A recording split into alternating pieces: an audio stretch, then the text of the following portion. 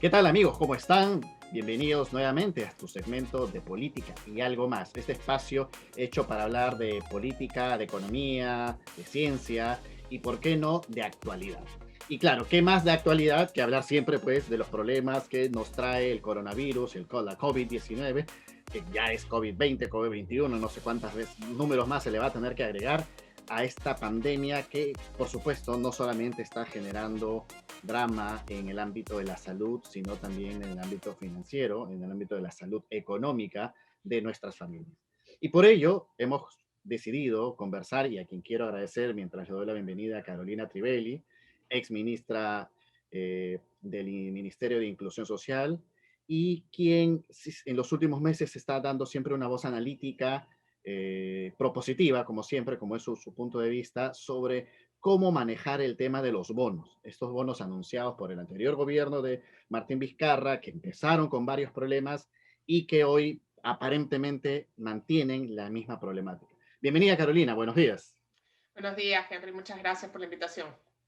Carolina, seguimos atravesando aparentemente la misma problemática de hace un año. Listas no completas, listas no fiables, listas que aparentemente desde el año 2017 no fueron terminadas y que hoy seguimos entregando aparentemente bonos a personas que no lo necesitan y eventualmente no les se le entrega bonos a quien los necesita.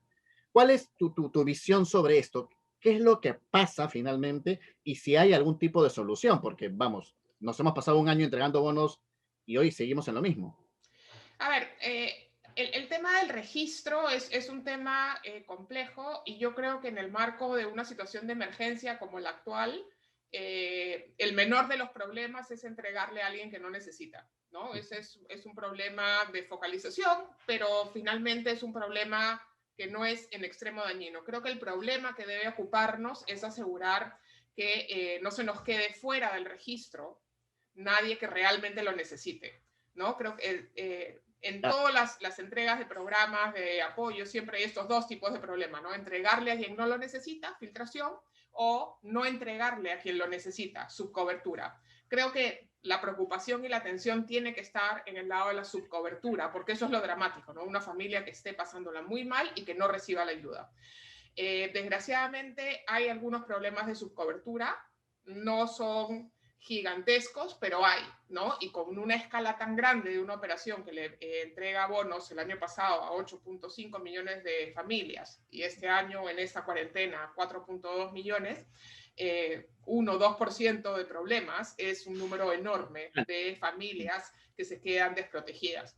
Creo que ahí debería estar el foco de atención. ¿Se puede resolver? Sí, se puede resolver, pero hay que resolverlo prácticamente manualmente. Y para eso debería establecerse una alianza entre el gobierno nacional y actores locales, sean municipios, sean organizaciones sociales, sean organizaciones comunitarias, para identificar esos casos que se están quedando fuera. Desgraciadamente, el origen de que la mayor parte de esos que se están quedando fuera estén fuera del registro es que cuando se construye este registro nacional, se construye sobre la base del Padrón General de Hogares del MIDIS, que es un padrón que se construyó a partir de información recogida en el año 2013. En ese momento se incluyó en la norma que debía hacerse una actualización a los 4 años. En el 2017, desgraciadamente, no se hizo una actualización.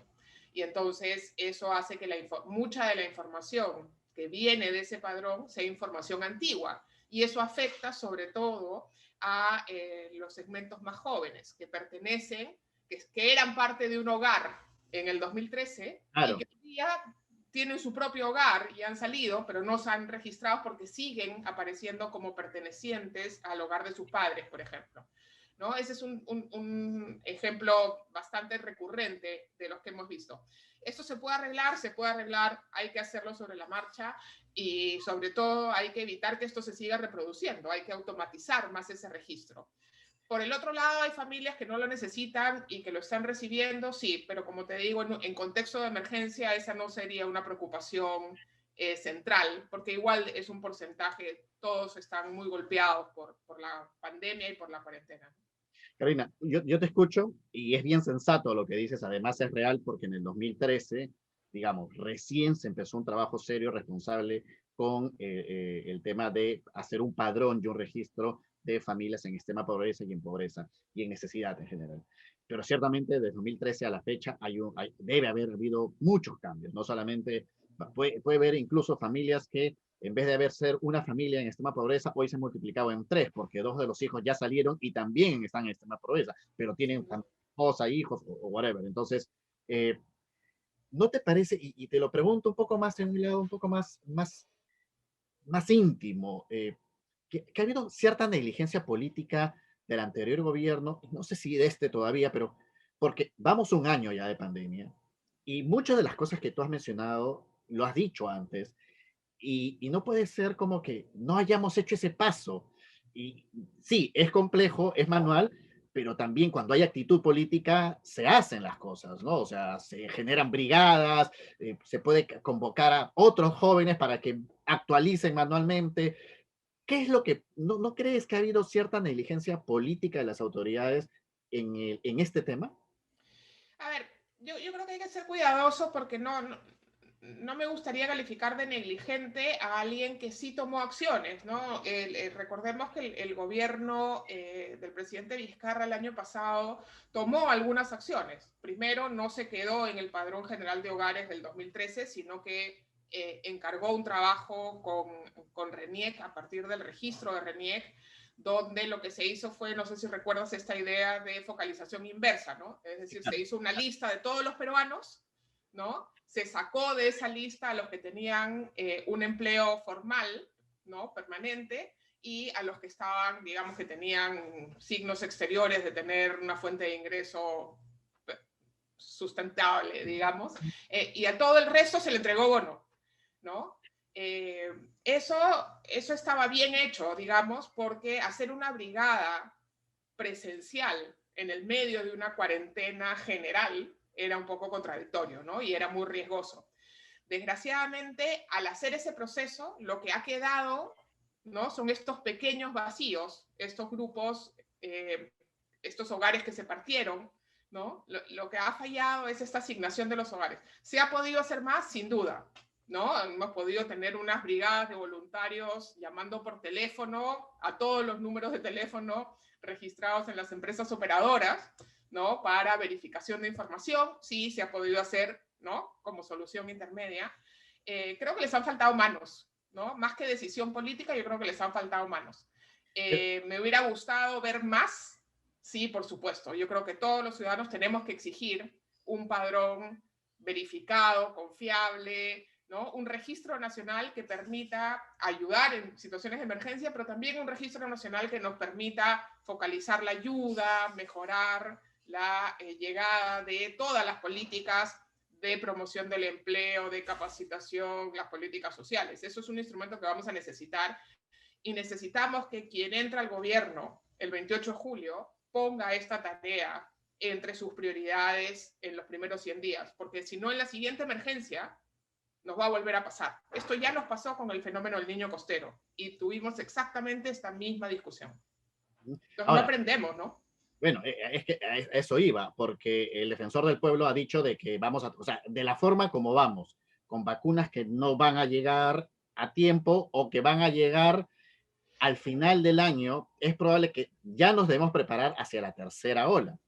Y ahí yo tenía una crítica personal sobre este grupo de prospectivas que se creó en el anterior gobierno, que a mi gusto de prospectiva no tenía nada, porque si hace un año hubiéramos tenido prospectiva, hubiéramos hecho algo para prevenir la segunda y tercera ola. Lo que pasa es que, claro, hicimos prospectiva en un sector y la prospectiva, para quienes conocemos de este asunto, es un efecto de carácter transversal con varios sectores trabajando, porque la pandemia no solamente ataca al sector sanitario. En esa línea, tú tranquilamente podrías ser una primer ministra de lujo en cualquier gobierno, y eso lo No evidente. sé si eso agradecértelo Pero o no lo sé, angustiarme. justamente va con una pregunta. ¿Crees que una cuarentena de la forma como se sigue apostando en el Perú y como no se apuesta en ninguna otra parte del mundo, tiene algún efecto real? Porque al contrario, aparentemente las cuarentenas terminan afectando más el proceso de acomodamiento o de reagrupación de nuestras fuerzas de defensa ante la situación pandémica, porque claro, ya no puedo convocar a la gente para que haga las brigadas, tengo menos gente viniendo a hacer por teléfono, y yo no sé si existe un indicador real, porque siempre dicen, no, la cuarentena salva vidas, y yo no sé si existe en el Perú un indicador real que decir, mira, por la cuarentena hemos salvado tantas vidas, porque finalmente es todo lo contrario. El Perú, con que se pasó la peor cuarentena, ha tenido el mayor índice de muertos y el peor indicador económico. ¿Cómo analizas tú eso y siempre apelando a esa visión ya de posible futura premier en algún momento? No creo. A ver, yo lo que te diría es lo siguiente, todos somos buenos generales después de la batalla, ¿no? Es verdad. Y Pero ahorita estamos en medio de la batalla. O sea, estamos en una batalla distinta, ¿no? Lo que vimos el año pasado fue una cuarentena extrema, larguísima y generalizada. Creo que quedó claro que esa decisión probablemente fue excesiva en términos de que no se tuvo la fineza de tratar diferenciadas distintas regiones, distintas zonas, distintas actividades económicas, ¿no? Reconociendo, y probablemente eso se explica porque conocíamos muy poco de cómo se movía siquiera este virus. es verdad. Y eso hay que reconocerlo y hay que criticarlo. ¿Qué tan mejor o peor hubieran sido los resultados con otro tipo de cuarentena en ese momento? Tampoco sabemos, porque no hay contrafactual con el cual discutir. Pero claramente la cuarentena tan larga, tan extensa y tan a rajatabla, digamos, igual para todos, no parece haber sido suficientemente adecuada para la realidad nacional, sobre todo porque tuvo efectos devastadores en la economía de miles de familias que pasaron de una condición vulnerable a una situación de pobreza en un par de meses, ¿no? Y eso hay que entenderlo a la luz de las características de nuestra economía y de nuestra organización social. Debimos prepararnos más para esta segunda ola, sin duda, y yo creo que desde septiembre se estaba hablando de que vendría la segunda ola en los primeros meses del verano, y creo que tomamos demasiadas pocas previsiones, en particular en el mes de diciembre. Esto es responsabilidad de todos, por supuesto, quienes tomaron las decisiones, pero también hay que entenderlo a la luz del conflicto político que se armó en noviembre, ¿no? Bien difícil mantener decisiones en ese momento, pero claramente una falta de liderazgo y de fuerza del sector salud para imponer algunos alertas realmente severos, ¿no? La segunda ola vino y la veíamos venir y por supuesto llegó, ¿no? Probablemente se debieron tomar medidas no solamente mejores, sino con anterioridad, ¿no? Yo creo que saber que viene, saber que viene, saber que viene y no hacer nada es tan grave como hacer algo que no es lo mejor, ¿no? Y creo que ahí ha habido un problema grave. Creo que esta forma de cuarentena que estamos viviendo hoy día es más inteligente, ¿no? No sé si es suficiente. Y desgraciadamente el principal problema que enfrentamos sigue siendo que nuestro sistema de salud no se da abasto, ¿no? Y entonces ya no importa qué tan inteligente es la cuarentena o no, sino si nuestro sistema de salud es capaz o no de responder a la presión de la cantidad de contagiados que llegan a una situación dramática que requieren una cama UCI, por ejemplo, ¿no? Y eso, si bien hemos visto cómo a lo largo del año ha crecido, ¿no? Teníamos, no sé, 200 camas UCI en marzo pasado y ahora tenemos 2.000, ya, bien, pero necesitamos 3.000, 4.000 seguro, ¿no? Y en un año no hemos logrado realmente generar una oferta que permita atender a la población. Y creo que ese es un problema que hay que analizar hasta dónde más se pudo avanzar, ¿no? Es ahí donde yo sí creo, digamos, quizás no utilizar la palabra negligencia política, pero cierta responsabilidad de los sectores involucrados en esta crisis política, no solamente los que digamos, las usaron, sino también los que intervinieron, los que entraron después, porque de alguna otra forma, los que salieron dejaron un país inestable y los que entraron por justamente la conmoción no hicieron lo suficiente para poder rápidamente entrar en el camino de la estabilidad. Y claro, hoy estamos febrero, casi todavía pensando en qué se pudo hacer cuando ya debemos incluso estar pensando en esta tercera ola, como lo llama. Sin duda, ya se está hablando largamente de una tercera ola hacia mediados de año, y no sé si estamos tomando precauciones para eso. La pregunta ahora de rigor es, ¿tenemos una tercera ola real que viene con un país que no pudo afrontar bien ni la primera ni la segunda ola? ¿Se puede tomar de pretexto la llegada de una segunda ola para aplazar elecciones? ¿Crees que a nivel estructural, no es una respuesta política, porque yo entiendo siempre tu posición técnica, pero a nivel técnico estructural, ayudaría postergar elecciones en vez de más bien adelantar y poder generar un gobierno que tenga claridad en desarrollar una política de agosto a 5 años más? No, yo creo que las elecciones ya están convocadas, hay que realizarlas, no hay ninguna razón para postergarlas. La OMPE ha hecho los mayores esfuerzos por incluir en su operativa los protocolos de seguridad, se han incrementado los locales de votación, se han sugerido horarios, se ha reducido el número de electores por mesa. Entiendo que ese proceso no hay ninguna razón técnica por la cual deberías postergarlo. Y por el lado político no hay ninguna razón política por la cual la situación sería mejor postergando las elecciones. Todo lo contrario. Creo que lo que necesitamos es continuar con el calendario electoral y asegurar que pasada la segunda vuelta, que seguramente tendremos, a lo que viene en las encuestas, tengamos claridad de quién va a gobernar el Perú los próximos 5 años, que se hagan los acuerdos necesarios para darle estabilidad a ese nuevo gobierno, sea del tenor que sea, para que entre en el 28 de julio con el liderazgo y el respaldo para asumir la gestión y el destino del país para los siguientes 5 años, ¿no? En ese aspecto, finalmente, claro, yo concuerdo completamente contigo de que sea el gobierno que sea, debemos pasar esta suerte de polarización que mucho daño nos hace. O sea, a estas alturas, sea la derecha, izquierda, el centro, bueno, si existe un centro en el Perú, pero cualquier esquema que nos toque aceptar democráticamente como la voluntad del pueblo, nos toca respaldar y no mantener este clima de polarización política que nos hace daño, ¿no? ¿Tú consideras que la polarización Sin duda. nos hace daño?